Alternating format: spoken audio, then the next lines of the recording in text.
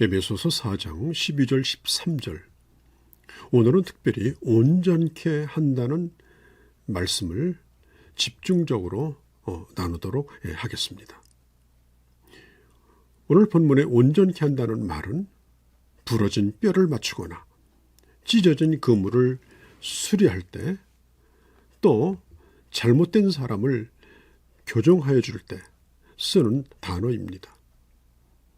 헬라어로 카타르티스모스, 이건 원래 의학적 용어입니다. 뼈가 골절되면 병원에 가서 그 뼈를 제자리를 맞춥니다. 그것을 일컬어서 카타르티스모스라고 말하죠. 그래야만이 몸의 기능이 온전해집니다.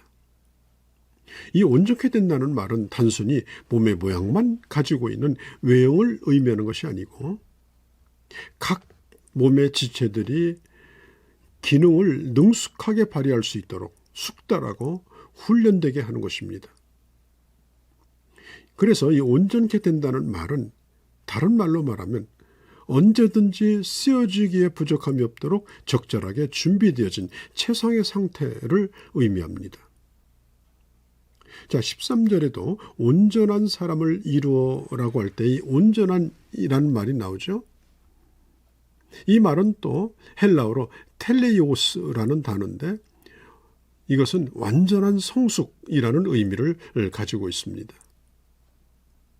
그러므로 12절에 온전케 하는 말, 그 다음에 13절에 온전한이라는 말은 헬라어 단어로는 완전히 다른 단어지만 그러나 그 의미는 같은 의미라고 봐도 별 문제가 없습니다.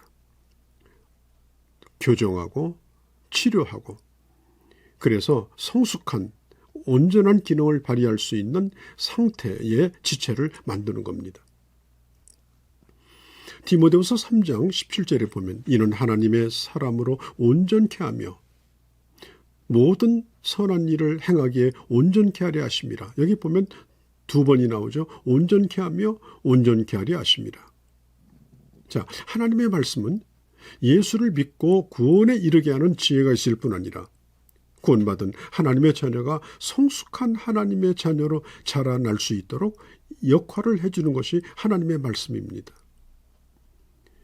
디모데후서 3장 17절에 온전케 하며, 이 아르티오스라는 이 말과 온전케 하려 하여, 이것은 엑세르티스 메노스라는 단어입니다. 여기 보면 또 다른 헬라어가 두 가지가 나오죠. 자, 이 디모데 후서에 나온 이 두 단어도 사실은 같은 의미를 가지고 있습니다.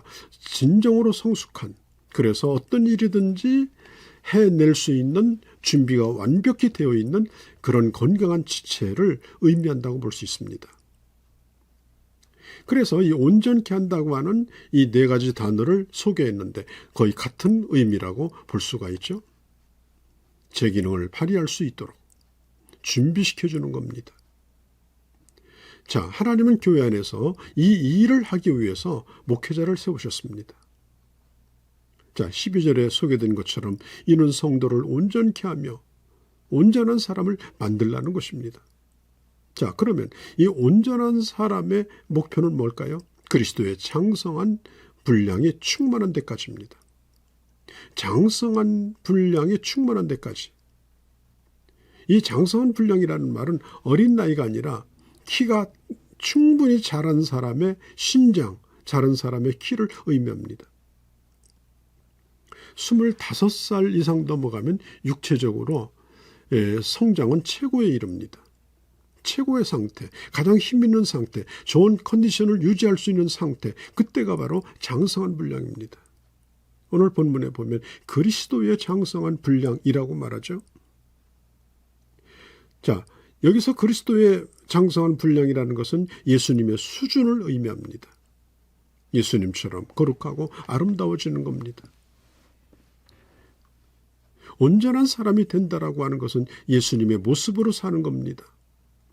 예수님의 수준으로 올라가는 것이 우리가 추구하는 목표이어야 합니다. 물론 우리가 예수님처럼 온전하여져서 구원받는 건 아닙니다. 그러나 누구든지 구원받은 하나님의 자녀라면 예수 그리스도를 닮는 것이 소원이죠. 예수 그리스도를 닮아가는 것. 구원받은 하나님의 자녀들이 교회 안에 들어와서 추구해야 될 것이 무엇입니까? 그리스도의 온전함을 향해서 가는 겁니다. 그리스도의 온전함을 향해서 날마다 변화되는 겁니다. 이것이 바로 성도의 표준이요, 성도의 꿈입니다. 예수님께서 제자들을 가르칠 때도 너희도 나처럼 하려고 하지 말라. 어림없는 소리다. 건방 떨지 말라.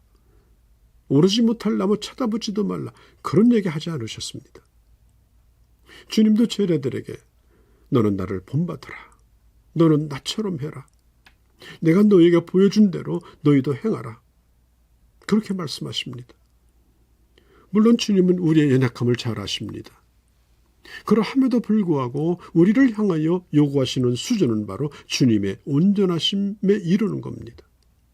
예수님처럼 예수님을 닮은 자로 그렇게 살아가기를 원하는 것입니다.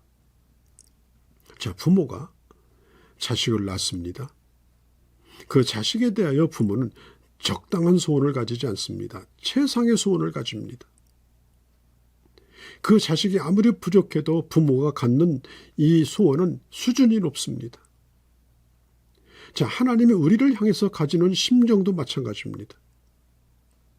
아버지는 그 아들이 부담을 느끼든지 말든지 언제나 최고의 소원을 말합니다. 하나님도 마찬가지입니다.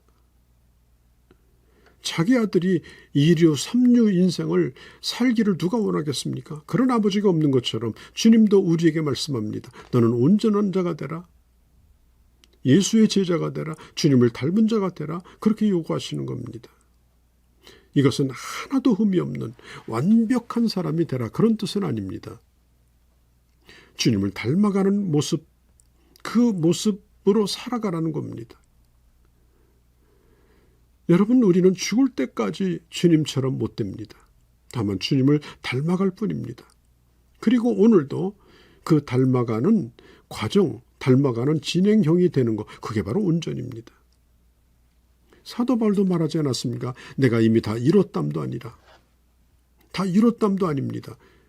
그러나 분명한 목표를 향해서 우리는 나아가는 것입니다. 그것이 바로 그리스도의 온전함, 그리스도의 장성한 분량인 것입니다. 주님은 우리가 되는 대로 살다가 이 세상 떠나기를 원치 않습니다. 끝까지 주님 닮아가는 자로 살기를 원하십니다. 우리에게 성경을 주신 목적도 교훈과 책망과 바르게 함과 의로 교육을 받으며 온전한 하나님의 사람으로 닮아가기를 원하셔서 우리에게 하나님의 말씀을 주신 것입니다. 그리고 봉사의 일을 하게 하는 것이 목적입니다. 봉사의 일. 여러분, 내가 나 자신만을 위해서 산다. 이것만큼 불행한 게 없습니다. 부모는 자식을 위해서 일할 때 보람이 있죠. 건강한 사람은 병든 자를 위해서 일할 때 보람이 있죠. 많이 배운 사람은 무지한 자를 위해 일할 때 보람이 있죠. 먼저 예수를 믿은 사람은 아직도 연약한 자를 위하여 봉사의 일을 하여 그를 섬길 때 그 신앙생활이 즐겁고 보람있고 의미가 있는 것입니다. 나는 그냥 은혜만 받고 그렇게 떠날 것이다. 아닙니다. 여러 부분에 음식을 잘하십니까? 노래를 잘 부르십니까? 가르치는 능력이 있습니까? 다른 사람보다 특별한 그런 기능적 기술이 있습니까? 어떤 면으로든지 여러분들이 하나님이 주신 그 특성에 따라서 하나님의 교회에서 쓰임을 받는 이런 봉사의 일에 참여할 수 있기를 바랍니다. 그래서 결국 그리스도의 몸을 세우는 겁니다. 교회를 성장시키고 교회를 성수시키는 것입니다. 작게는 지역교회를 세우고 크게는 하나님의 나라를 세우는 일에 쓰임받도록 하나님께서는 우리를 불러 주신 것입니다. 사랑하는 성도 여러분, 신자는 성장해야 합니다. 성장과 성숙이 조화를 이루어야 합니다. 신앙과 내가 아는 지식이 균형을 이루어야 합니다. 머리로는 알고 몸으로 행하지 않으면 이원화가 됩니다. 균형이 깨어집니다. 우리가 믿는 것과 아는 일의 조화와 균형을 이루도록 교회가 가르쳐야 하고, 그리고 그 균형을 이루어서 온전한 하나님의 사람으로 세워가야 하는 것입니다. 자, 오늘도 온전을 향해서 힘찬 발걸음을 내어 딛는 건강한 하나님의 사람들이 되어주시기를 바랍니다.